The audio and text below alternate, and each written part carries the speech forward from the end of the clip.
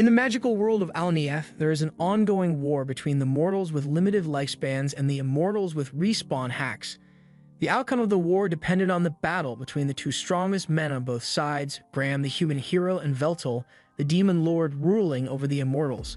A battle like this would normally be a lost cause since Veltal is immortal, but with the holy sword Graham possessed, he was able to deal a blow strong enough that it somehow overcame Veltal's regeneration and led to his demise. Veltal couldn't help but praise the hero for managing to defeat him, but he was still salty about losing to a mortal, so in his final moments he swore that he would return to get his revenge, and with that he vanished from the world. Years later, Veltal awakens once more, and he is greeted by one of his loyal servants, Makina. She kneels before him and says she has patiently waited 500 years for the day that he would return, and she apologizes for having to attend to him in such informal attire, but Veltal says he doesn't mind. He's just glad she managed to perform his reincarnation ritual and bring him back to life, but with that said, he has no clue where they are and wants to begin his conquest of Alnieth once more. However, about that, Makina tells him a lot of stuff happened in the 500 years since his death, and Alnieth, it's gone. Around 80 years ago, Alnieth and Earth were caught in a major catastrophe, which caused the two worlds to fuse with one another. As a result, 90% of the population was wiped out and national governments ceased to function. So cities began to operate as independent states, and a few wars have broken out since then, but things are relatively peaceful now. That's the present state of the world, and given that Earth possessed incredibly advanced technology and Alnieth possessed Magitech, the fusion of the two worlds led to a lot of rapid advancement. Makina leads him to the surface to show him what the new world looks like, and Veltal is astounded by how far the world has come, but in his astonishment, he forgets to pay attention to his surroundings, so he nearly bumps into a random guy in the street, and Makina has to push him out of the way. He apologizes to her for letting himself get distracted, but he can't believe that man so carelessly bumped into her, one of the 6 Dark Peers. It's almost as if they don't know or care who she is, so Veltal is prepared to instill a new sense of fear into these foolish mortals. He raises his hand to the sky, and Makina already knows what he's about to do, so she tries to tell him it's not a good idea, but it's already too late as he has already fired his spell into the sky and created a massive hole in the cloud cover. In an anticlimactic turn of events, the people seem more annoyed than scared by the fact that someone was dumb enough to use magic in the city, and an alarm goes off soon after, so Makina explains that it is forbidden to use grand magic within the city, so they have to get out of here before they get in trouble. Veltal doesn't understand why he has to do something as cowardly as running away, but since Makina insists, he goes along with her. However, as they are leaving, Veltal notices someone who looks a lot like the hero Graham. He has no time to confront the man as Makina continues to drag him away. Once they are out of danger, Makina sits down with Veltal and informs him that after he died, the Immortals had to sign a ceasefire with the mortals and the war between them ended. But when the worlds fused 80 years ago, the citizens of the Immortal Kingdom were forced to scatter all across the world, and not long after, the major industries began a crusade against them. Veltal asks what she means, so Makina tells him that the people of the world collectively decided that immortals didn't deserve human rights, so they began relentlessly hunting them. At first it wasn't that bad, but then people developed anti-immortal weaponry, and from that point on, immortals were killed on sight to the point of near extinction. It takes a few moments for Veltal to process that his people have been wiped out, but once he comes to terms with it, he asks Makina if she knows what happened to the other 5 Dark Peers. The whereabouts of May, Sowold, and Ralshin are all unknown, but sadly, Xenol is confirmed to be dead. He sacrificed himself and acted as a decoy so Makina can escape from the hunters, and he said he was doing it for the sake of Veltal, because aside from Ralshin, Makina was the only other person capable of performing Veltal's reincarnation ritual. Xenol had always been a loyal follower of Veltal, so he is grateful to have had such a good subordinate, but there's still one more person Makina hasn't mentioned, so Veltal asks her about Marcus. Makina doesn't really want to talk about Marcus, so tries to change the subject and asks Veltal if he's thirsty. Veltal says he isn't though, so Makina has to make up an excuse as to why he needs to drink something and tells him to wait there while she goes to buy one. While she's gone, a VTuber starts streaming on some billboards, and he's wondering what the hell it's supposed to be, but then he notices several lights flowing around the area, and it seems to be caused by this one girl on a roof near the billboards. It's not clear what she's doing at first, but then she flicks her wrist, and in an instant, all the billboards start playing hub videos. The girl seems pretty pleased with herself, and no one knows she's the one who did it, so she starts walking away. But as she is leaving, Veltal calls out to her and she panics a little because she just got caught. She tries pretending that she's not involved in any way, but Veltal clearly saw her do something with the surrounding ether, and then all of a sudden, the screens changed. She can't believe someone was perceptive enough to figure out what she did based on the surrounding ether alone. So she asks Veltal who he is, although she doesn't take him seriously when he says he's the Demon Lord. Veltal explains that he knows she did something to the giant picture screens, but he doesn't understand the principle behind it, so he would love to learn about it from an expert like her. The girl is flattered that he thinks she's an expert on the subject, so she starts talking about how this was just some basic hacking, and by comparison, leaking the Pokemon files was way harder. All she did just now was take advantage of a fatal flaw in the billboard's logic barrier, and then she just slipped in some spicy videos for fun. Veltal interrupts her speech and tells her she is looking for one of his subordinates named Marcus, and he's wondering if she has any idea where he can find him. The girl points to the massive tower in the middle of the city and says the CEO of that company is named Marcus, so he might be able to find him if he goes there. Veltal follows her advice and heads up to the Heavy Magic Industries in search of Marcus. As he enters, he spots this weird-looking thing waving at him, but he ignores it and heads to the front desk and tells the receptionist that he is here looking for Marcus. But before he's even done speaking, Marcus's private secretary comes down and says she is here to bring Veltal to Marcus. They both get on an elevator headed to the top of the tower, and while they go up, Veltal notices that the secretary has a pin of that thing he saw when he came in, so he asks what that is about. She proudly exclaims that this is the mascot of the company, and they plan to create a brand around it in the near future. Eventually, Veltal arrives at the top of the tower, where he finds Marcus sitting atop his throne. Marcus says it has been a long time since he last saw Veltal, but Veltal finds it disrespectful that Marcus is remaining seated while in the presence of his king. Marcus ignores him and asks what business he has here, so Veltal says he wants Marcus to help him rebuild the Immortal Kingdom. Marcus laughs in his face for a solid minute before telling him that he won't be doing that in a mocking tone. Veltal feels insulted, so he prepares to teach Marcus a painful lesson in respect. However, before he can cast his spell, Marcus's assistant strikes at him with a blade, so he is forced to dodge out of the way. He is shocked that she is capable of using armament forging magic, but before she attacks again, Marcus tells her to stand down. He then turns to Veltal and tells him he has become weak because in his prime, he would never have felt threatened by magic of that scale. How exactly doesn't he intend to take over the world if a single human is able to give him so much trouble?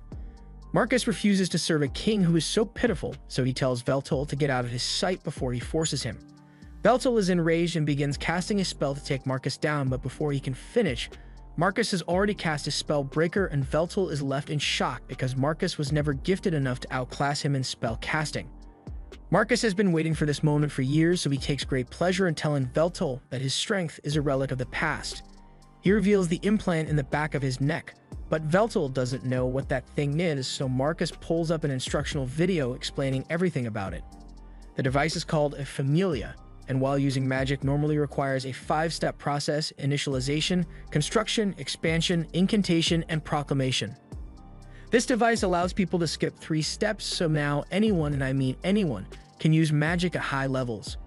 And in case Veltal is getting any ideas about implanting a Familia of his own, Marcus specifically designed it to be incompatible with higher beings like Veltal. That means he can never use a Familia, and while his natural spellcasting speed is superhuman compared to AI spellcasting, he might as well be sending his spells by mail. Veltal asks why Marcus is doing all of this, so Marcus reveals that he had never liked Veltal from the very day they met. He was tyrannical, arrogant, and worst of all, he had the skills to warrant his arrogance, so Marcus could never oppose him back then, but that all changes now. He tells Veltal that it's about time for him to leave, so he begins launching several blood swords at him, and Veltal isn't able to dodge all of them, so he ends up getting stabbed several times and launched out of the window. Marcus has always wanted to do that, and now that he has finally triumphed over Veltal, he declares that he is the new Demon Lord. But all that aside, his secretary really wants to discuss the promotional ideas she has for the company mascot, so Marcus tells her to submit her ideas at the next planning meeting. Meanwhile, Veltal has crash-landed back into the city, and his regeneration is far slower than it used to be, so he's having a hard time recovering from his injury. He tries to walk out into the street, but he accidentally bumps into someone, and as a result, he gets into a fight that he immediately loses. Now look at him laid out in a pile of trash, and wondering why he keeps losing to mortals like he lost to Graham until Machina eventually finds him. Machina gets him onto a train and begins apologizing for hesitating to inform him of Marcus's betrayal, and because of her hesitation, he ended up being disgraced so badly. He tells her there's no need to apologize because even if she had told him, he would have still wanted to confirm it for himself. Once the train comes to a stop, Machina leads Veltol to the apartment building she lives in and tells him this is her home. Veltol thinks she means the entire building belongs to her, but Machina leads him into her small room and explains that this is where she really lives. Veltol thinks she is joking at first, but Machina is dead serious because this is all she can afford with her salary. Veltol realizes she has been living like this all this time while waiting for his return, so he pulls her close and thanks her because he will never forget the loyalty she has shown him. Centuries ago, Machina was being persecuted by the people of her time because after they found out that she was immortal, they naturally blamed her for all their problems and decided that the best course of action would be to throw her into a volcano. However, before Machina could hit the lava, Veltol appeared out of nowhere to save her. This was their first time meeting, and the only reason Veltol came was because he heard there was another immortal like him in the area, and after seeing Machina for the first time, he was not disappointed. He extended an offer to her to devote her body and soul to him. And from that day forward, Machina has remained loyal to Veltol. She soon wakes up to her alarm, and before Veltol wakes up, she heads to the kitchen to make breakfast. While waiting for the soup to boil, she calls on her virtual assistant, Eliclate, and a miniature version of herself appears in her field of view. It gives her a breakdown of the date, time, and current weather conditions. Machina asks Elec how she's doing, so Elec runs a full diagnostic check on her systems and reports that everything is in perfect working order, which is good, but that's now exactly what Machina was asking. Machina finishes up with breakfast, and once she is done, she goes to wake Veltol up and serves him the food. He's never seen food like this before, but just by its smell, he can tell that it is going to taste great. He picks up the chopsticks to try it, and sure enough, he loves the food Machina made for him, and hearing that makes her extremely happy. Once he is done eating, Veltol asks if Machina knows of the location of any other immortals, and she does know of a few other immortals who managed to escape the immortal hunts. But recently, immortals have been going missing, and Machina has even lost contact with two of her close aides, Ornard and Palmlock. She hopes they just went into hiding, but with no way of contacting them, she can't be sure. Veltol asks if immortal hunts still happen, but she answers that the hunts actually ended decades ago. The hunts were started by Marcus to secure his position at the top, and now that he has all the power, he has no reason to continue. The resentment people had towards immortals has also dwindled over the years, so it's not particularly dangerous to be seen outside. After Machina's aides went missing, she went to their apartment to check up on them, and the place was a mess, so she assumes a fight happened. But the only clue she could find was this note with the words Immortal Furnace written on it. As Veltol reads the message, he reaches for his cup of tea, but sudden sharp pain causes him to flinch, so he spills it everywhere. It seems that he still hasn't fully healed from the injuries he sustained yesterday, and it's not just his regeneration that got weaker, everything about him is weaker than he used to be. Even that spell he cast her when he first arrived would have had a much greater effect if Veltol were at full power, and Machina attributes this to the fact that the faith Veltol used as power during his prime no longer exists. As of now, he is only spoken of in history books. Without recognition, Veltol's powers will never truly return to him, but he thinks that should be easy enough to solve as he just has to make himself known once more. With that said, he tells Machina that he wants to head out and explore the surrounding area since sitting around all day would be bad for him. So Machina suggests that the two of them should go shopping. Out in the city, the first thing they should do is get Veltol a set of good street clothes, so they walk into a store and Machina asks him to step on the platform so the machine can take a 3D scan of his body. She apologizes for being limited to cheap store clothes due to her budget, but Veltol tells her he doesn't mind since his natural beauty would look good in any attire. After taking his measurements, she asks if Veltol has any preferences, but he doesn't know much about the style of the current era, so he leaves the choice up to Machina. Machina decides to ask Elec to make the most optimal choice for Veltol, taking into account budget and practicality, so after a bit of processing, Elec settles on a tracksuit. Machina doesn't think a tracksuit would be a good idea, but once Veltol sees it, he absolutely loves the way it looks, and he is even more intrigued by the design on the back. So Machina explains it's an old language used by the people who used to live on this land, and the symbols on the jacket spell out Demon Lord.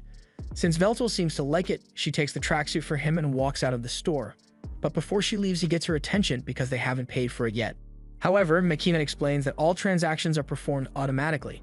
After that, they have some food at a fast food joint, and while they are sitting together, Veltol asks Machina what it's like to have a Familia installed. Marcus's betrayal aside, the Familia is without a doubt a revolutionary device, so he is curious about it.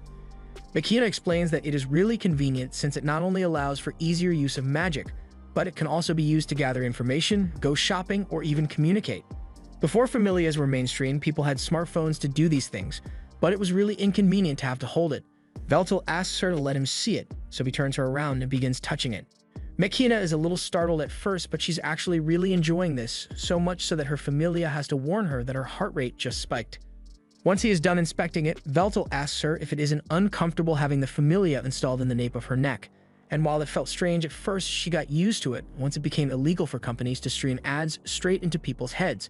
It's difficult to live daily life without one of these, but at the same time, having a Familia doesn't necessarily make your life better, as shown by her current living situation.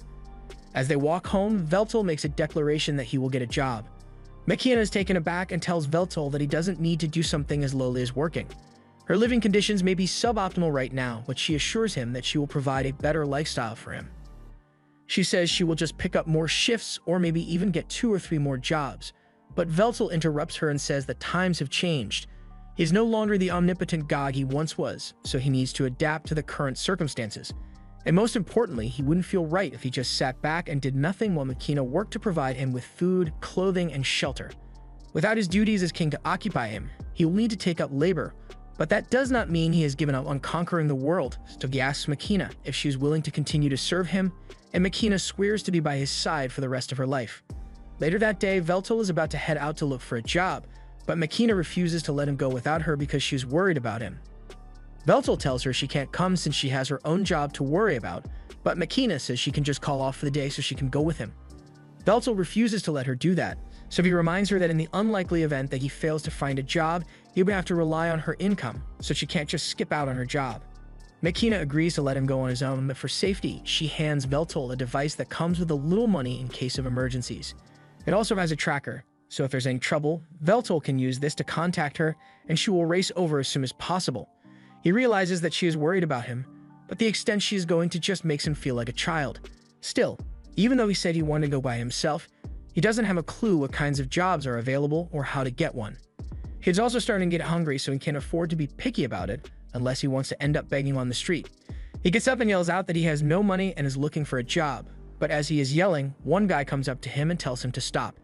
He says if Veltal wants work, he should go to the commercial guild with his citizen ID, but Veltal has never heard of a citizen ID, so the guy assumes he must be an immigrant. Since it's clear that Veltal doesn't know anything about the city, the man informs him that this is his turf, so Veltal can't be doing stuff like this out here. Veltal hadn't realized he was encroaching on someone else's territory, so he apologizes and turns to leave, but before he does, the man hands him an application form and tells him to take it to the commercial guild so he can apply for a job there. It won't guarantee that he gets anything, but it's better than having nothing. Also, he warns Veltal not to get involved with any companies under the IHMI company, especially construction-related, because they are incredibly exploitative and laugh in the face of safety regulations. Veltal takes the man's advice and thanks him for the help, so he heads to the commercial guild in search of employment. However, once he gets there, the interviewer isn't too enthusiastic about employing him. On his application, Veltal wrote down wide-scale annihilation magic as one of his special skills, and he also wrote down dungeon creation and experience leading a nation 500 years ago. So the interviewer calmly puts down his application and tells Veltal that there are no positions available for him. Besides, since Veltal doesn't have a familia, he isn't eligible for hire anyway.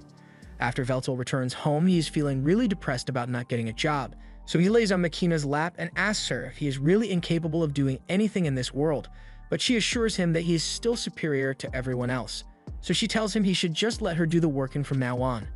However, Veltal refuses to sit idle, so he asks Makina if there is anyone she can contact for assistance, and now that she thinks about it, there is someone she can call. Veltal is surprised that Makina actually has a friend in this era, but Makina wouldn't exactly call the person a friend. They do go shopping together, eat, play, and sleep over sometimes, but that's about it. Veltal is confused because they sound exactly like a friend to him, but Makina still refuses to acknowledge it. A little while later, they meet Makina's friend in a nearby cafe, and it turns out to be a hacker girl Veltal had met yesterday. She introduces herself properly to Veltal and says her name is Takahashi, but even though Makina had mentioned how the Great Demon Lord would one day be revived, she never actually thought she would be able to meet him in the flesh. She starts poking Veltal to make sure he is real, and Makina yells at her not to be disrespectful, but Veltal says it's fine since he is the one asking her for assistance here. Veltal asks how Takahashi and Makina met, so Takahashi starts explaining that she met Makina on a doujin site, but after seeing the look on Makina's face, she realizes that she probably shouldn't tell Veltal about Makina's search history, so she tells him to forget about it. Just then, Veltal notices the familia on Takahashi's neck, so he reaches over to inspect it, which freaks Takahashi out. But she lets him finish what he's doing. Veltal apologizes for startling her, but he noticed that Takahashi's familia was different from Makina's, so he was looking into how it is built and how it functions. Takahashi is surprised that Veltal can do all that just by touching it. So Makina explains that Veltal has a Sage Eye ability that allows him to use the flow of mana to understand the composition of any object he touches. He has a general idea of how a familia works, but there are still a lot of components he can't fully analyze yet. However, that's a problem for another day because the reason they are here right now is to ask if Takahashi can introduce Veltal to some kind of work. She asks why Veltal doesn't just go to the commercial guild, but he already tried that, and they rejected him for not having a familia. And due to a certain CDO's vendetta against him, Veltal can't have a familia installed, so they were hoping Takahashi would have some ideas. Takahashi thinks about it for a second, and Veltal is a young-looking, 500-year-old demon lord with a great voice, a handsome face, and no familia. Yeah, there's only one clear option available, so it has been decided that Veltal will become a streamer. Takahashi explained that streamers post videos of themselves doing stuff online, for which they receive money from ad revenue or donations. She even has some leftover equipment from when she used to stream, although it will be a little outdated. But if he becomes popular, he can just buy new equipment for himself. Makina says she is firmly against the idea of Veltal becoming a streamer because the job is extremely unstable and risky. She thinks it would be much better if he got a reliable job like flipping burgers, but Takahashi thinks this could be a great opportunity for him. Veltal has a great voice, great looks, and an incredible aura, so he fits all the markers for becoming a star, and when she puts it like that, Makina can't deny that Veltal is charming, but she still isn't sure this is a good idea. There are some games he wouldn't be able to play without a familia, but he could always just stick to the games that still use physical controls. And most people don't even watch because of the game anymore, they'd just be watching to see Veltal do stuff. Makina asks him what he thinks about all this, and given the fact that he doesn't have many options available to him, he agrees to go along with Takahashi's idea. Later that day, Makina was taking a bath while Veltal did some research about this world's internet, and it doesn't take him long to figure out how it works. It allows people to spread information faster than anything he has ever seen, but as a result of all this access, people either resort to watching cat videos or doing degenerate shit online. He believes it should be easy enough for him to sway public opinion in his favor with this, but all of a sudden, Makina finishes her bath and walks out completely naked. Once she realizes what just happened, she gets dressed and apologizes to Veltal for being so inconsiderate. She has lived alone for so long that it became a habit, but Veltal tells her that there's nothing to be sorry about because he actually thought her body was quite beautiful, although he still thinks his own body is better. A couple hours later, Takahashi arrived at Makina's house with all her old equipment so she can help Veltal set it up. And once it's done, she hands him the controller so he can try out some games. She tries explaining the controls to him, but Veltal tells her there's no need since he already knows exactly how it works. Something like this is much easier to analyze than a familia, so he starts scrolling through the game library and settles on Bloodborne. Takahashi remembers how so many people rage quit because the game was too difficult, but she's sure Veltal's analysis skills will make this easy for him. However, as Veltal starts up the game, he couldn't even make it past the intro. This is a lot harder than he thought it would be, and even after a few hours of gameplay, he still hasn't made much progress, so Takahashi tells him straight up that he sucks at it. Makina thinks Takahashi is being rude, but Veltal is well aware that he sucks at this. He understands the mechanics, he just can't seem to master it, so Makina is a little worried that he won't be able to stream after all. On the contrary, Takahashi thinks this will actually work out great for Veltal's online image, because the only thing the internet loves more than a hot guy is a hot guy who fails confidently. But before that, Takahashi says they need to work on Veltal's introductory greeting. Veltal asks if he can just introduce himself normally, but Takahashi tells him that that's not an option. There are already over 5 million streamers in the world, and barely 1% of those streamers actually make enough money to survive, so if Veltal wants to get into the business, he has to think of a way to leave an impression on as many people as possible with his greeting. Takahashi seems to think the greeting is a really big deal, so Veltal asks Makina if she has any ideas on what he could use as a greeting. Makina thinks about it for a second, and she thinks it would be best if he just adapted one of his warding declarations and used that. Veltal gives it a try, and the declaration is basically him telling the foolish mortals that they should be honored to be in his presence, and it's dramatic, so Takahashi thinks it's a good start, but it still isn't very attention-grabbing, so they will have to think of something to add to it. In the meantime, Takahashi says she will give Veltal a crash course on everything he needs to know about streaming. Basically, he's going to need to stream every day, even if no one is watching, and no matter what he does, he has to avoid talking about any erotic or racist stuff, because that'll get him banned quicker than Asmongold. Most important of all, while Veltal is streaming, Makina has to make sure she never gets caught on camera, because they can't have people thinking she's his girlfriend. As a friendly gesture, Takahashi asks one of her friends to help promote his stream, but he owes her a favor after this. Time goes on, and Veltal starts becoming more and more popular, but when the trolls inevitably invade his stream, he is absolutely unfazed and even encourages them to keep roasting him. It doesn't matter to him since he gains power from having others think about him, so even negative publicity works out in his favor. Before long, through hard work and determination, Veltal reaches 1 million views, and for his latest stream, he will be playing Bloodborne 3 non-stop until he clears it. However, while he does this, there's a camera being pointed at Makina's house, and it captures the moment Makina gets home from work. As Makina enters, Veltal has just successfully cleared the game, so he is celebrating his victory, and many of his fans congratulate him on it. He had improved a lot after finishing the first and second Bloodborne games, but this was still insanely difficult to beat, and he's glad he got through it. He thanks all his fans and haters for sticking with him until he was done, but with that said, he has to end the stream for today. Once he is done, Veltal breathes a sigh of relief, and Makina opens the door to check if he needs anything. Veltal says he's fine and he's going to head out because he has a package he wants to pick up. Makina offers to go pick up his package for him instead, but Veltal has been looking for an excuse to move around for a while, so Makina says she will have dinner ready for him by the time he gets back. He heads out into the city, and as he walks through the slums, he talks about how distorted and trained the social structures are in this city. However, as he continues to walk, he is shocked to come across a familiar face sitting on the side of the road. The hero Graham. Back in the day, Graham was a kind brother and was taking care of his little sister, Melina, who had fallen ill. He comforted her and said he would head out to gather some medicinal herbs to help her recover, but as he was about to leave, his father called out to him and handed him a sword. He had heard that there were monsters active in the forest, so he wants Graham to take the sword so he can protect himself if he runs into anything dangerous. His mother is also worried about his safety, so she says a small prayer for him before he leaves, and Graham thanks both of them for their consideration. He went out into the forest that day, and the herb gathering went smoothly, but as he was returning home, he ran into an army of lizardmen under the leadership of Zanol, one of Veltal's generals. Since he was hidden, he didn't have to fight them, but he wondered what they could possibly be doing in such a remote location. To his horror, when he returned home, he discovered that his home, along with his entire family, had been burnt to the ground. And from that day forward, he swore that he would get his revenge on Veltal. But right now, he has a dazed look in his eyes, and he is seated next to his sworn enemy. Veltal begins talking about this udon shop and assures Graham that this is one of the best joints around, but Graham doesn't have much to say about that. Veltal tries to keep the conversation going and says that the food of this world is far better than it was back in his day, and Graham agrees, but he still doesn't have much to say. The food finally arrives and they are both about to eat, but Graham finally says something and talks about how strange it feels to be slurping noodles while seated next to the enemy who killed his family and friends.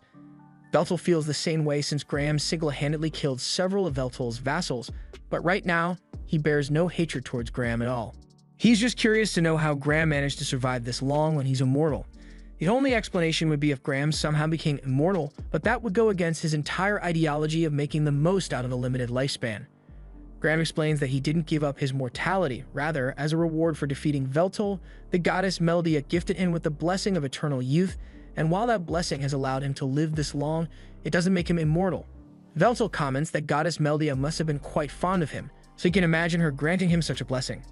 After Graham ended the war with the Immortals, Immortals began starting wars among themselves again, so he was ordered to go out to the battlefield and slay the same mortals he had once fought to save. And even after the Civil War had ended, the people turned their hatred towards Graham for some reason. Veltal believes an outcome like that was inevitable since people naturally fear individuals with great power. Graham was exiled from the kingdom, so he was forced to wander for centuries until Fantasian happened and the worlds became fused. Since then, he has killed so many mortals and immortals that he believes there is no place for him left in this world as a hero.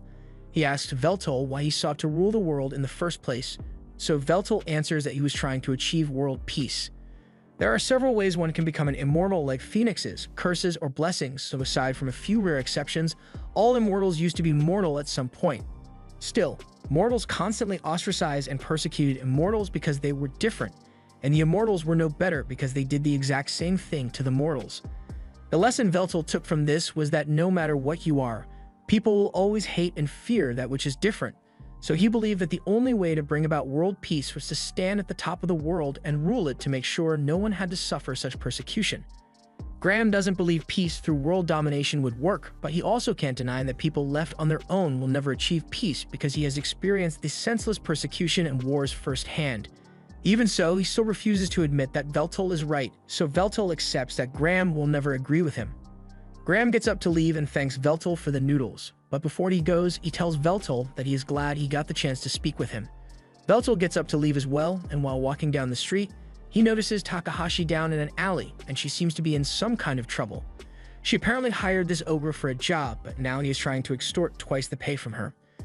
Takahashi tells him he's stupid if he thinks she's going to give him that much money, but the ogre is totally prepared to beat her up if he doesn't get what he wants, so he raises his hand and is about to punch her. However, Veltal grabs his arm and tells him to leave Takahashi alone. He is feeling generous today, so he is willing to overlook the ogre's disrespect, but the ogre recognizes Veltal as the guy he beat up a while ago, so he isn't scared of him. He says he's going to kill Veltal this time, so Takahashi tries telling Veltal to run before he gets hurt, but Veltal says it's fine since he has been meaning to test out how much power he has regained from his 1 million subscribers. As the ogre tries to punch him, Veltal stretches out his hand and catches the punch, but then the ogre activates wind magic and completely shatters Veltal's arm. However, with his powers partially restored, Veltal is able to regenerate his arm instantly and flicks the ogre into a pile of trash. The guy's out cold and Veltal is honestly disappointed since he was expecting more of a fight. Takahashi comes up to him and asks if he is alright, and Veltal says he is perfectly fine, but he wants to know who that guy was and why he was attacking her. Takahashi explains that he was supposed to be her bodyguard for a big job today, but all of a sudden, he started making ridiculous demands. He didn't know the guy was supposed to be her bodyguard, so he apologizes for knocking him out, but Takahashi says it's alright since she just found someone even better. She asks Veltal to become her bodyguard for the day, and she even offers to pay him for it too. So since he owes her a favor, Veltal agrees. Takahashi leads him to the location and tells him that she is trying to steal something from this warehouse, so she needs him to create a distraction while she gets it. Veltal says he understands the objective, but before Takahashi can give him any more instructions, he gets up and despite Takahashi trying to stop him, he has already kicked down the door to a major Yakuza operation. Veltal doesn't really know what he's supposed to be doing here, so he asks Takahashi over the comms if the cube in the table is the target. Takahashi tells him it is, but she's also confused as to how he's communicating with her since he doesn't have a familia. Veltal proudly states that he just copied the communication ether that the familia produces so it can reproduce the feature of magic. Anyway, since there aren't that many enemies here, Veltal says he will subdue them and claim the cube for Takahashi, but before he does anything, she asks him to make sure he doesn't kill anyone. Veltal agrees to hold back, so before the fight begins, he announces himself using his stream greeting. However, none of the Yakuza members have seen his stream, so it just makes things really awkward. If there are still people who don't recognize him, Veltal is going to have to work a lot harder to make his name known. But for now, his 1 million subscribers worth of power should be more than enough to take these guys down. The Yakuza are still confused about what's going on, but they assume Veltal must just be some crazy guy, so one of them pulls out a magic gun and fires it at him. However, Veltal isn't fazed by this and uses strengthening magic on himself so he can deflect the bullets. Once the Yakuza member runs out of ammo, Veltal goes on the offensive and begins knocking the Yakuza members out one after the other with minimal effort. The Yakuza member with a magic gun switches to a regular gun since it's faster than reloading, but just before he shoots, Takahashi takes control of his vision and displays an illusion that tricks the Yakuza member into shooting his partner. Veltal then knocks the last guy out, and with all of them unconscious, the mission is practically over. Veltal goes over to one of the Yakuza members and begins inspecting their gun, which uses some kind of card as ammunition. Takahashi is impressed with how easily Veltal took out those Yakuza, but they should really grab the box and get out of here before they get themselves into more trouble than they accounted for. She says she is on her way to meet up with Veltal, but he tells her to stay where she is because it looks like trouble just arrived. Whatever it is, it begins attacking Veltal, all it's covered with some sort of invisibility cloak, so to even the playing field, Veltal uses the magic gun to blast the cloak off, revealing a giant mech suit. Takahashi recognizes this as 4th generation Magino gear, and it couldn't possibly belong to the Yakuza because these things are far too expensive for them to own. This is the first time Veltal has ever seen something like this before, and he is eager to test his strength against it, so he begins by firing the magic gun at it. Predictably, the magic gun does absolutely nothing against the giant mech, but the assailant decides to follow Veltal's lead and pulls out a magic gun of his own. But his is a lot more powerful. He tries to shoot Veltal, but Veltal is too quick for him and manages to sneak into a blind spot above the mech. By the time the assailant finally locates and locks onto him, Veltal is already in position and fires a powerful blast of his straight at the mech. At full power, he could have easily one-shot the mech, but while Veltal's blast was certainly strong at his current power level, he knows it was nowhere near strong enough to defeat a foe like the mech. Although that doesn't mean he can't win this fight, because if blasts don't work, he will just have to go for close combat, so he summons a sword. The mech matches Veltal and converts its gun into a sword, so the two charge at each other and clash in a magnificent display of strength and animation budget. Veltal is having a lot of fun with this fight. As things drag on, the mech gets serious, and before Veltal even realizes what's going on, his arm gets chopped off and he gets beheaded. With Veltal seemingly dead, the guy in the mech begins to report that his target has been eliminated. But then the guy freaks out because Veltal's decapitated head starts talking to him. Veltal praises him for being skilled enough to behead the Demon Lord, but he still lacks the combat experience to know that you always double tap your enemy to make sure they are dead. In any case, Veltal believes the guy deserves a reward for fighting so well, so Veltal says he will allow the mech pilot the honor of witnessing the strongest weapon within his arsenal. A terrifying aura is emanated as Veltal summons the great sword, Vernal, and the mech pilot is so stunned that he can barely move. He has never fought anyone who possessed such strength, and he is completely defenseless as Veltal cuts his limbs off one by one until he falls to the ground with only one leg left. Veltal made sure to avoid hitting any vital organs, so the guy inside there should still be alive, and he plans to interrogate him, but before he does, the guy in the mech sends one final report back to HQ, saying he failed to eliminate the target and failed to retrieve the objective, so he will now be executing code 8090. And if you're wondering what 8090 means, let's just say there was a gun installed in the helmet of the suit to make sure the pilot can't be interrogated.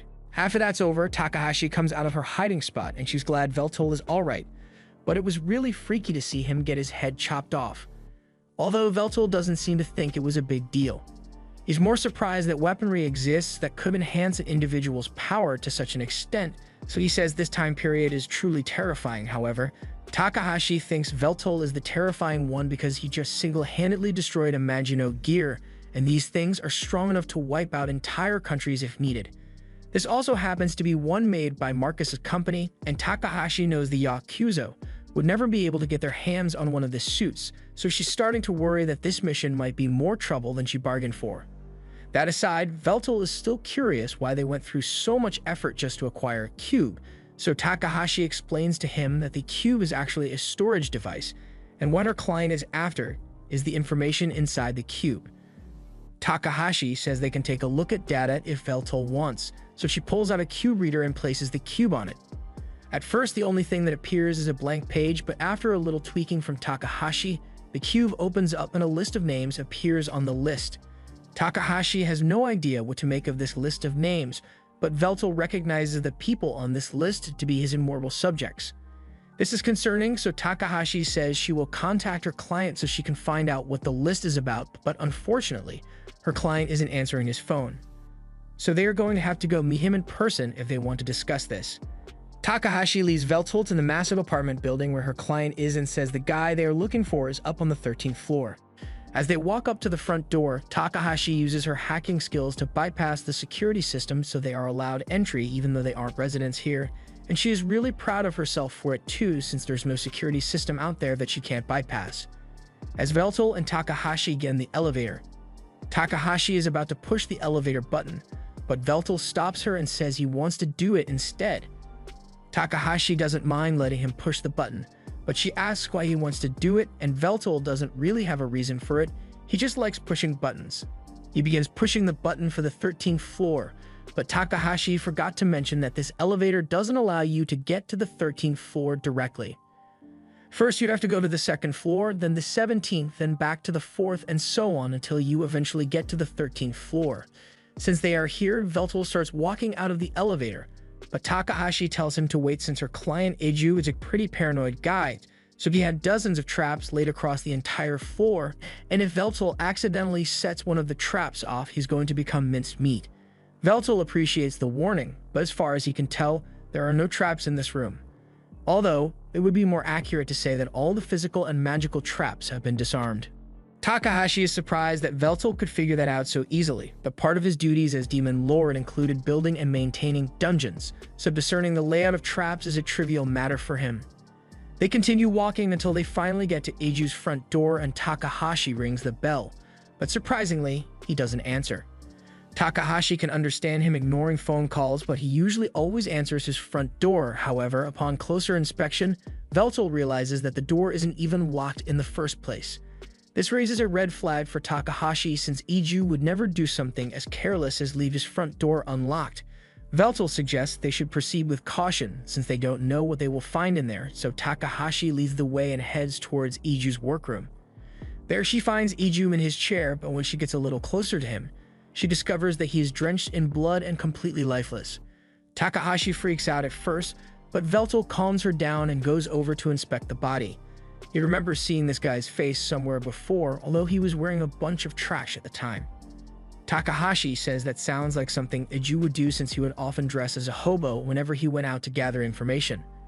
There's an obvious stab wound in Eiju's chest and another one in his neck, but judging from the state of the blood around him, Veltal assumes it has only been a few days since Eiju was killed.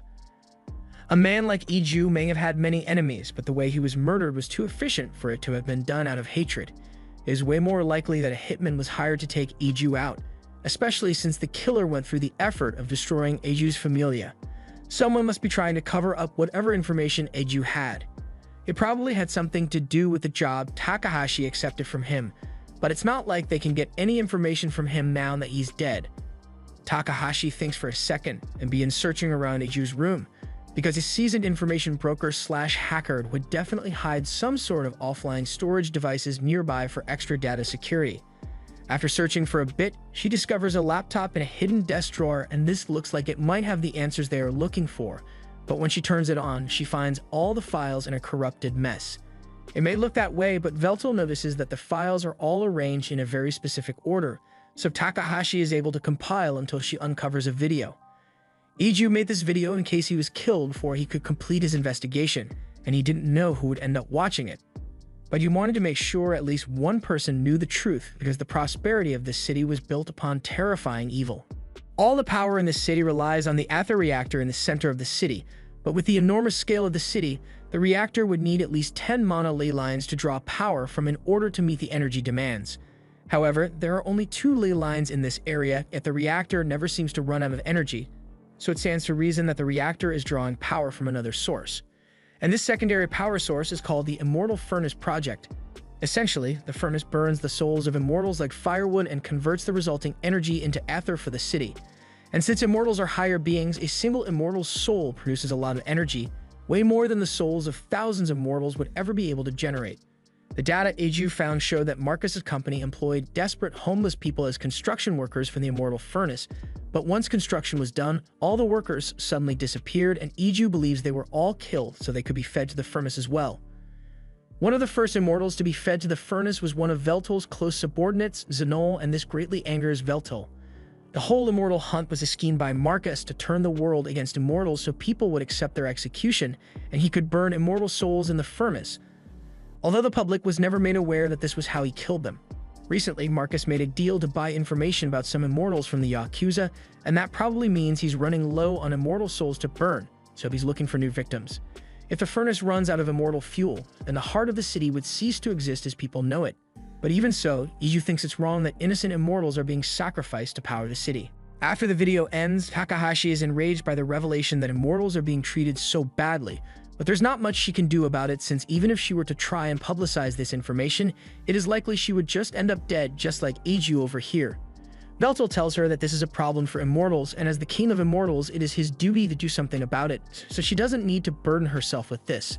For now, they decide to inform city officials of Eiju's death so he can receive a proper burial.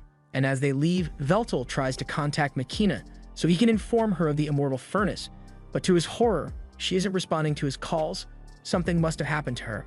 While Veltal was busy on his errand, Makina looked in the fridge to see what she could make for dinner by the time he got back, but it was still the same stuff in there as last time. On the bright side, Alec tells her she should be able to make some good curry with the ingredients she's got on hand. Just then, the doorbell rings, so she gets up to go answer it, but to her utter disgust and disappointment, it turns out to be Marcus. After what Marcus has done, the only appropriate response is violence on sight, so Makina hits him with a massive burst of fire. Marcus is engulfed in flames and sent flying backwards, but he is just as immortal as she is, so a little fire isn't going to be enough to end him. Makina completely transforms and steps out of the house to face him because she already knows he's up to no good. Before the fight begins, Makina disconnects her Familia from the network so Marcus won't be able to access it, and after that, the two of them begin launching magic weapon attacks at each other. It looks like it's been fairly even so far, but then while Marcus is distracted, Makina gets in close and grabs onto one of his arms, causing it to explode and come off entirely. She managed to catch Marcus off guard with that one, but a few seconds later, he has already regenerated his arm. He then casts a bloody sword rain area attack and causes a massive explosion of his own, but thanks to the shield Makina put up, she was completely unharmed. However, she can't say the same for the house since she doesn't have fire insurance. Just then, Marcus's secretary leaps out of the smoke and tries to finish Makina off with a sneak attack, but Makina is too quick for her, so the only thing the secretary slashes is an illusion.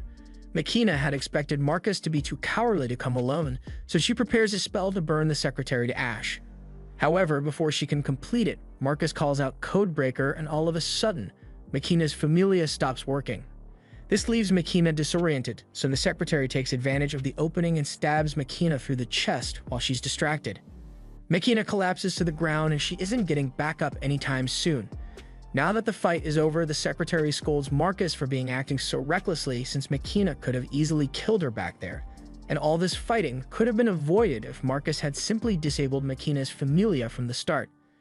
As the two stand over Makina's motionless body, Makina glares at Marcus, but Marcus is actually enjoying it because he loves seeing Makina in such a pitiful state.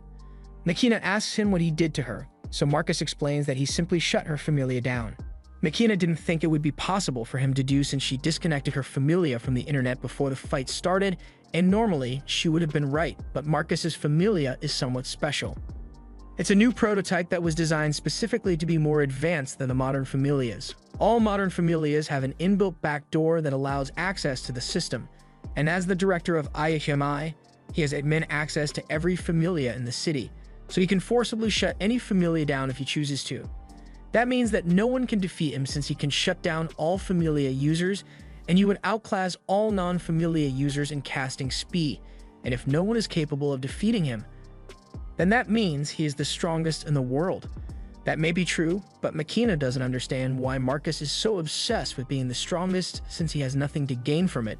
But Marcus has his reasons. He wants to become the new demon lord, and he doesn't intend to achieve that status through brute force like Veltal did. In this era, all you need is information and technology, so if you control those, then you control the world. However, controlling the world from behind the scenes would be too boring for someone like him, so he intends to absolutely dominate the world. Far more than Veltal ever managed to dominate during his prime. Just then, the secretary reminds Marcus that they didn't schedule any time for a monologue, so they are running late on his next appointment. Marcus decides to wrap things up here quickly, so it's time for Makina to become fuel for the immortal furnace. By the time Veltal and Takahashi return home, they find the entire place destroyed with no traces of Makina whatsoever. The only thing left is a scorched game controller, and Veltal is absolutely devastated because Makina was the person he cared for the most in this world. He's completely zoned out in grief, so Takahashi asks him if he's alright, and Veltal snaps back to reality. They aren't going to solve anything by standing around, so Veltal asks if there's any information about what happened here. According to the social media reports, people are speculating that some sort of explosion took place, but the details are pretty hazy, so there's no way of knowing how much of it is actually true. Veltal wishes there were some way for him to at least figure out where Makina is right now, but since they are unable to contact her directly, Takahashi looks for another way to locate Makina, and it's going to involve the drones.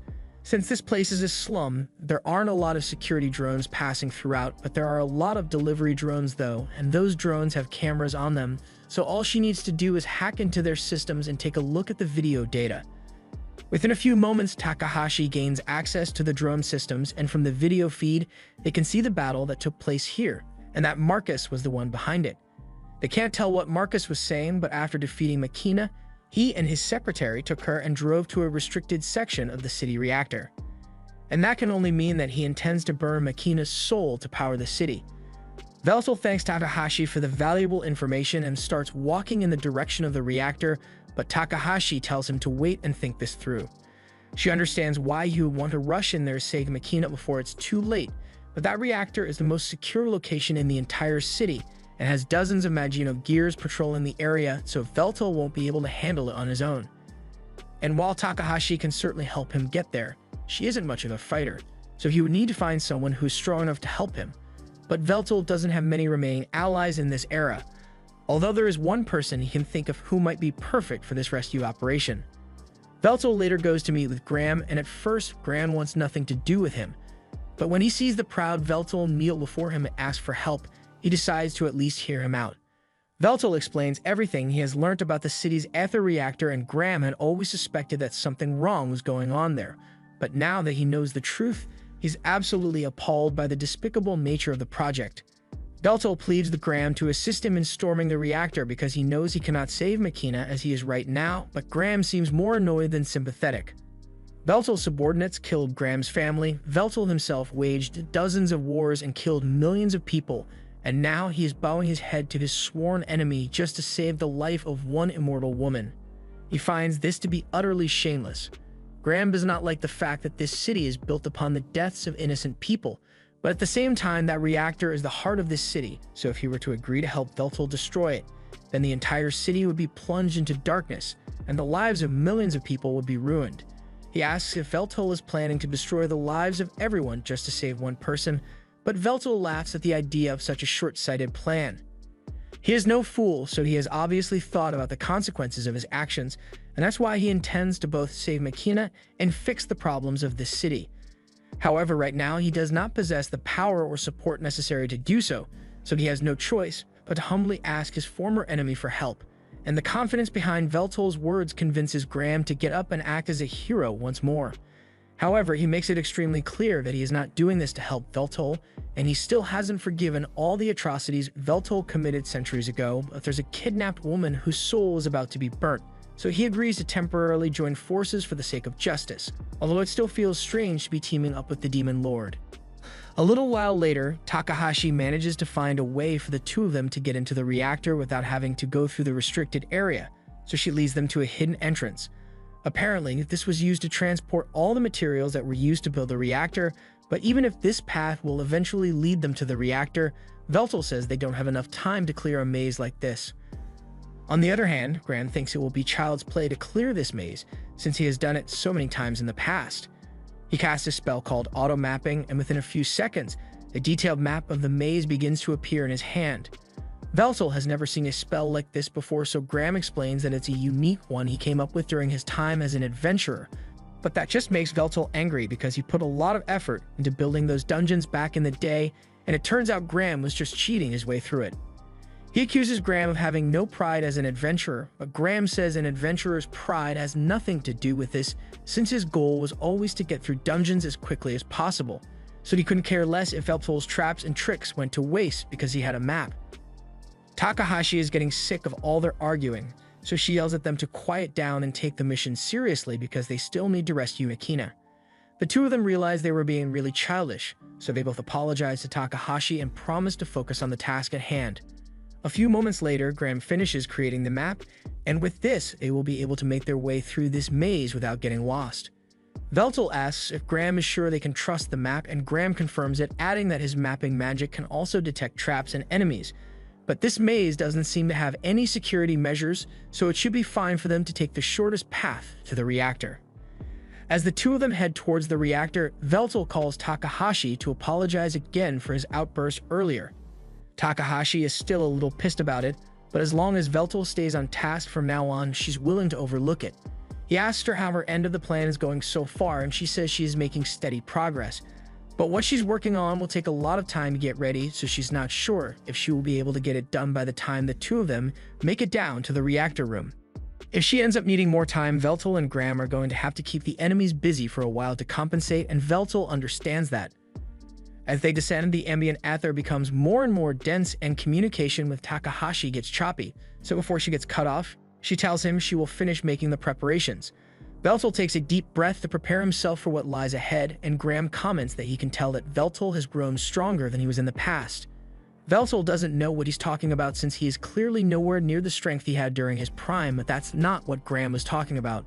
Veltal was able to lower his head to this sworn enemy in order to save his subordinate, but the old Veltal would have let Makina burn before he bowed to anyone. That shows that Veltal's strength of character is greater than ever before, and if he had been like this when they had their showdown all those years ago, then the results might have been different. As the lift arrives at the destination, Veltal and Graham are confronted by Marcus's secretary, and she's been expecting them since Marcus knew Veltal would eventually show up. Marcus has Makina restrained and is holding her near the core of the reactor, and he seems to be taking great pleasure in the fact that he's about to kill a former comrade. After Veltal was revived, Marcus did a little digging into those around him and research, and that's when he discovered that Makina was still around and kicking.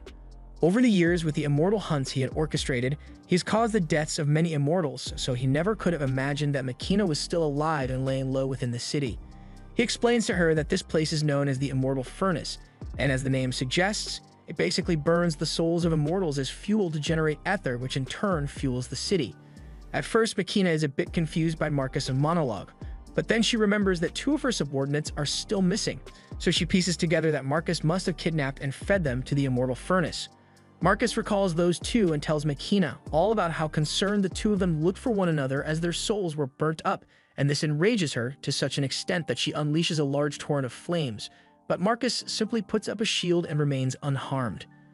He further taunts Makina, reminding her of her fellow dark peers, Xenol, and informing her that he was the first immortal to be fed to the furnace. Marcus even enjoyed hearing Xenol's screams of agony so much that he recorded it and turned it into a mixtape. Makina asks him if he intends to use her as fuel as well, but that should be pretty obvious by now. The last immortal they stuck in the furnace is about to burn out, and Marcus can afford to let the reactor run out of power since it's the cornerstone of this city. Normally, he would have just sent people out to find more immortals, but if what he is doing were to become public knowledge, there would be a bunch of annoying people talking about things like immortal rights, and he doesn't want to have to deal with that, which is why he went to retrieve Makina personally. Since she's one of the Dark Peers, her soul should be strong enough to burn for a couple of years, so Marcus won't have to worry about refueling for a while, but he's probably going to have to start looking into alternative power sources at some point. While Marcus is still monologuing, his secretary faces off against Veltal and Graham. She tells Veltal that she was assigned to stand guard and delay him long enough for Marcus to get through his evil monologue and feed Makina to the furnace. She didn't think Veltal would have the guts to show up though, and not only did he come, but he brought a friend along. And that friend happens to be none other than the hero Graham. Graham is surprised that there are people in this era who still know of him, but the secretary just recognizes him from the files they have in their database. She finds it interesting that the Demon Lord and the hero are working together, but she's still got a job to do, so she won't let them pass without a fight. Graham tells Veltal to go on ahead while he keeps the secretary busy, but Veltal warns him that he should be careful because from what he has seen, this secretary's skills are on par with Xenol the Karmic Swords. But while that may be an impressive feat for her, Graham recalls overwhelmingly defeating Xenol in pure swordsmanship during the Immortal War, so if her skills are anything similar, he isn't worried about losing to her. The secretary takes offense to this statement, so she decides to show Graham what she can do and dashes behind him to launch a surprise attack. Graham is caught off guard by her incredible speed, but before her sword strikes him, he manages to guard himself and prevent any injuries. While he does this, Veltal starts sprinting away so he can rescue Makina, and as much as the secretary wants to stop him, she's not going to be able to slip past Graham without a fight. Before Veltal leaves, he tells Graham to make sure he doesn't die, and then he jumps down the center line of the reactor to make it to the core as fast as possible. The secretary really needs to stop Veltal, so she decides to take Graham down as quickly as possible and regroup with Marcus, and to do that, she activates her zero base gear. There is a blinding flash of light, and before Graham realizes what's going on, he gets hit and is knocked all the way into a wall. He looks down at the secretary, and she is now wearing a full set of Magino gear, and not just regular Magino gear either. This is a prototype next-gen version that has yet to be released.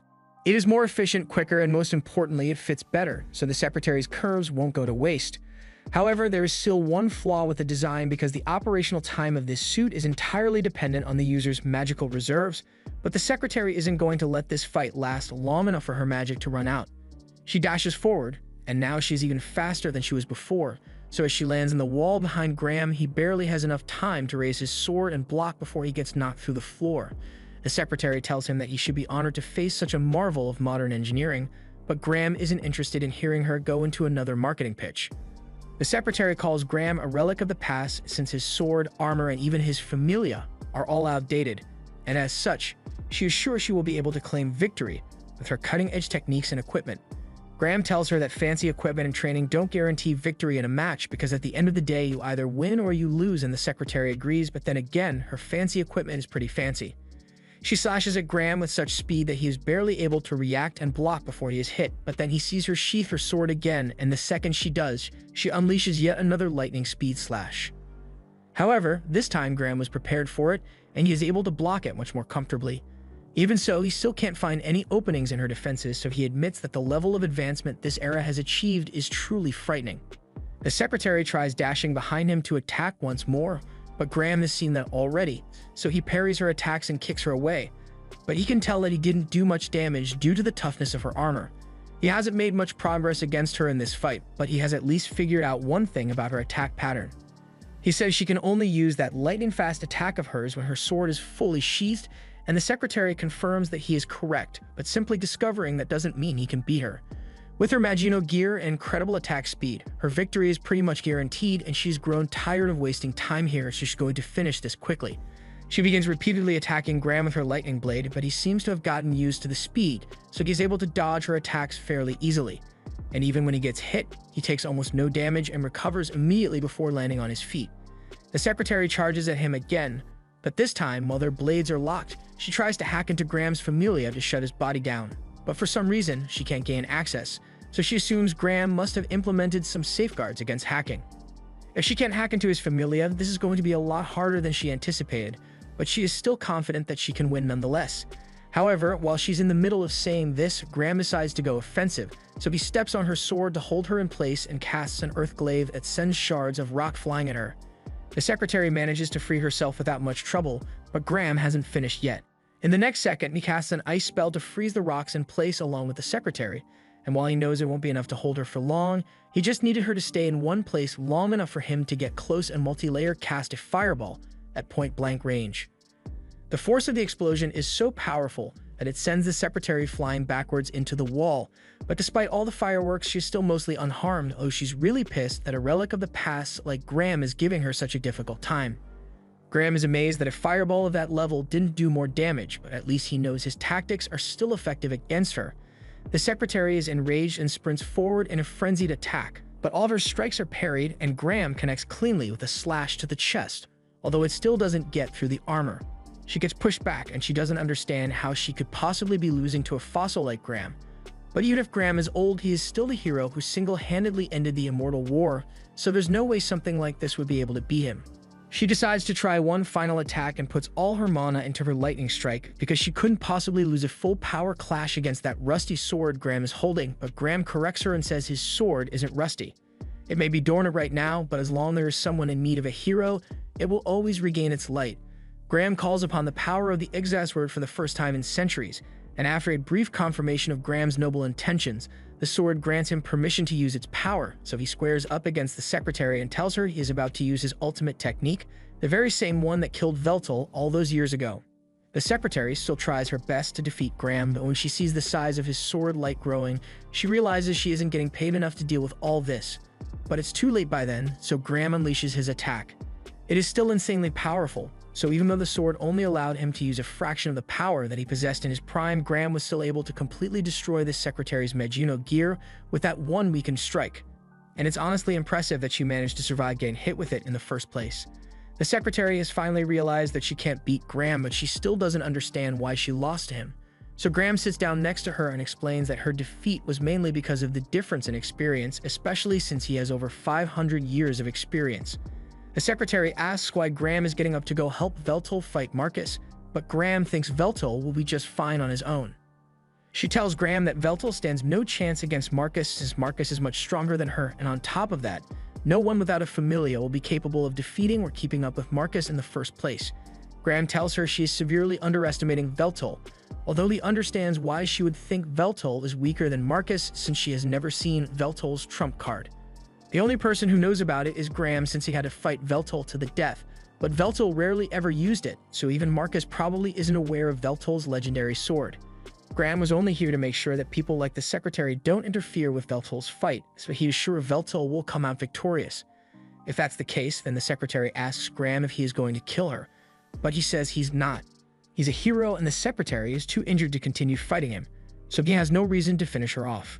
Just then, magic bullets begin raining down on the two, so Graham uses his magic to cast a shield to keep them safe. It looks like reinforcements have arrived, but they were more than willing to shoot the Secretary along with Graham, so something tells him that she is in as much danger as he is. And if that's the case, what kind of hero would he be if he didn't protect an injured woman to the best of his abilities? Meanwhile, down in the core, Marcus has Makina by the throat and is just about done with his monologue, so he throws Makina into the furnace so her soul can be burnt up.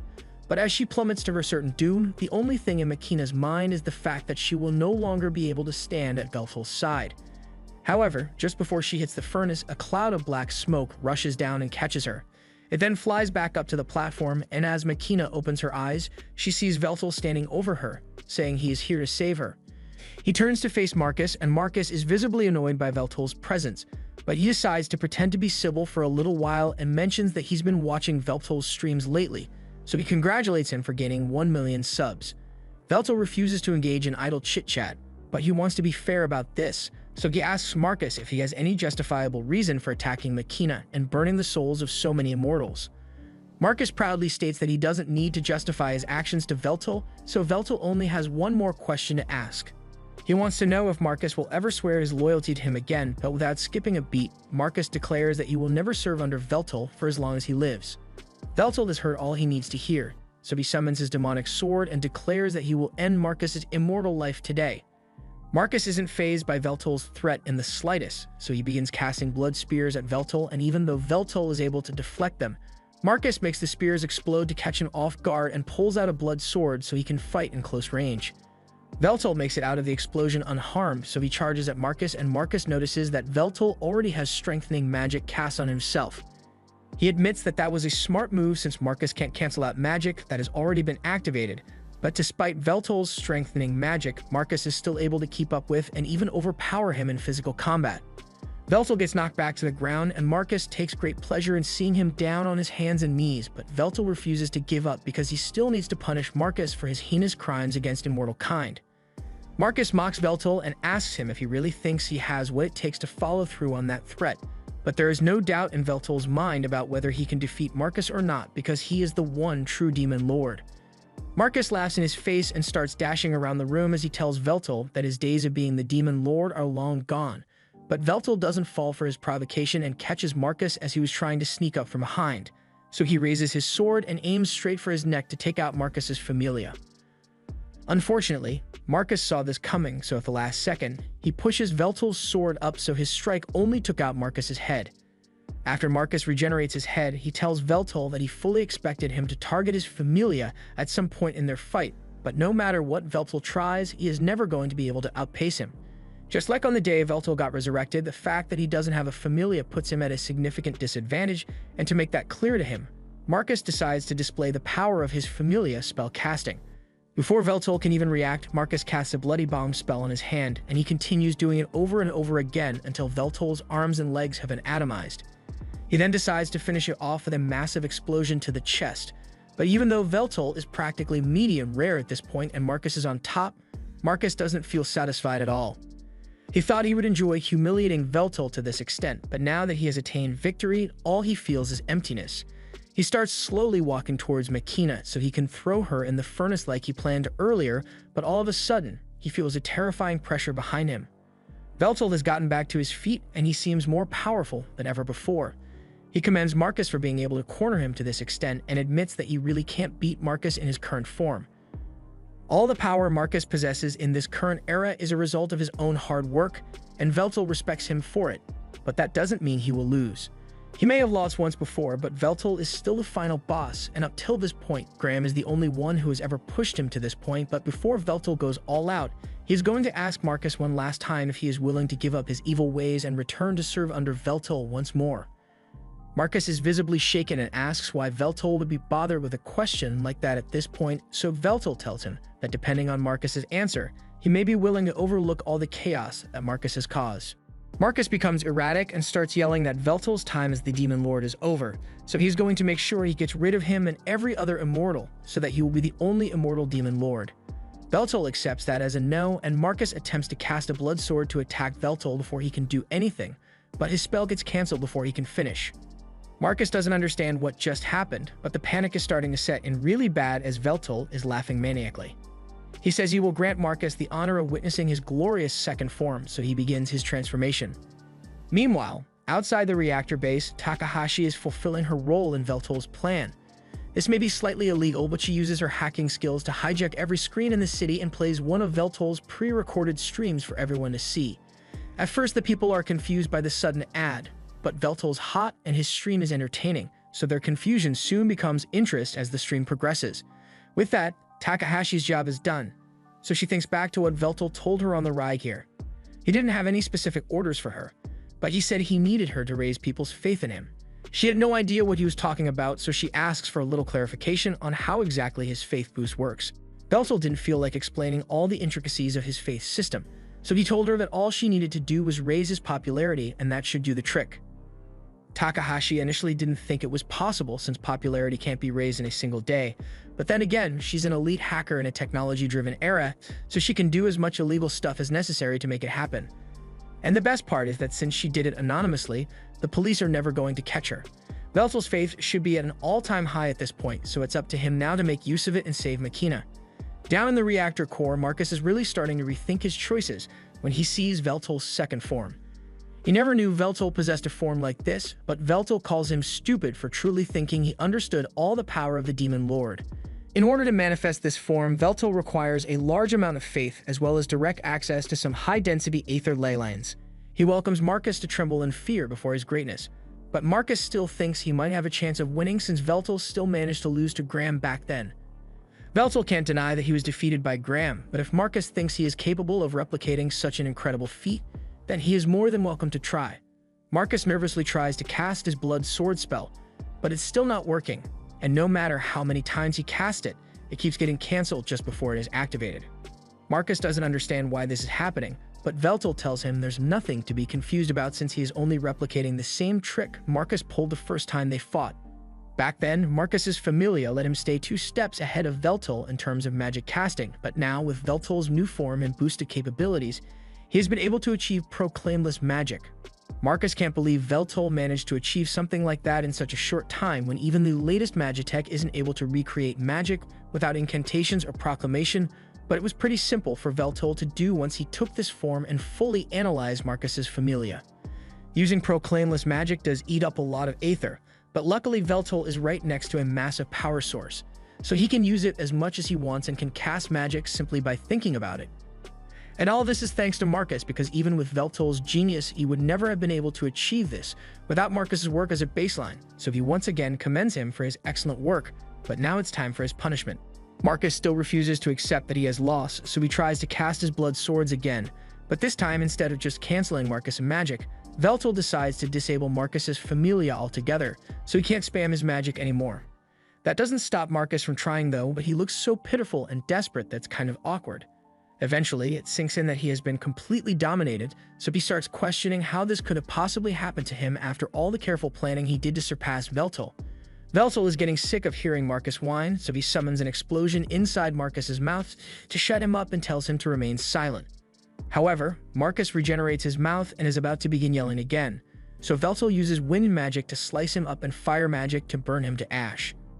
Marcus is still able to regenerate from this, so Veltal just keeps hitting him with all kinds of magic until Marcus falls to the ground exhausted. Simply killing him isn't going to be enough of a punishment for the crimes Marcus has committed, so Veltal decides to take a page out of Takahashi's book and uses his magic to hack into Marcus's Familia and make him see some terrifying shit. Marcus starts freaking out, so Veltal explains that none of those things are actually real. He's simply using Marcus's familia to feed his brain false visual information, and this kind of illusion is so realistic that one would never be able to tell the difference normally.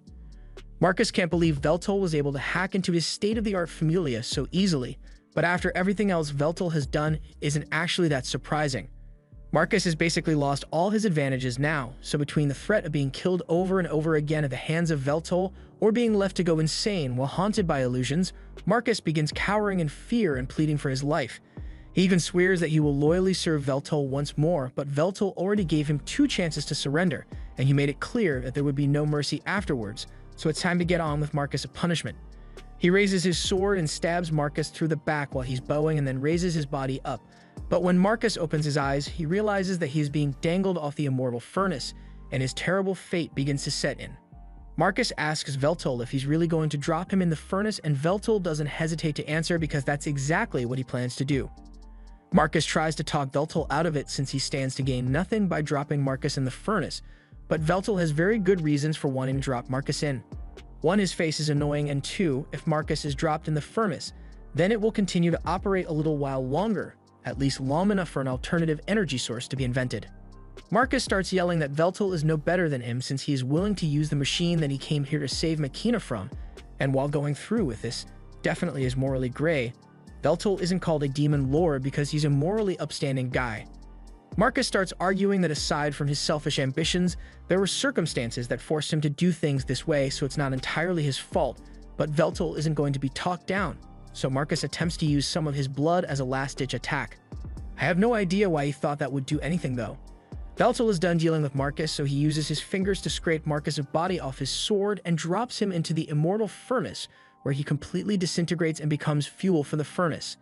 Now that Marcus is gone, Machina's bindings come undone and Veltol returns to normal, so it's all finally over.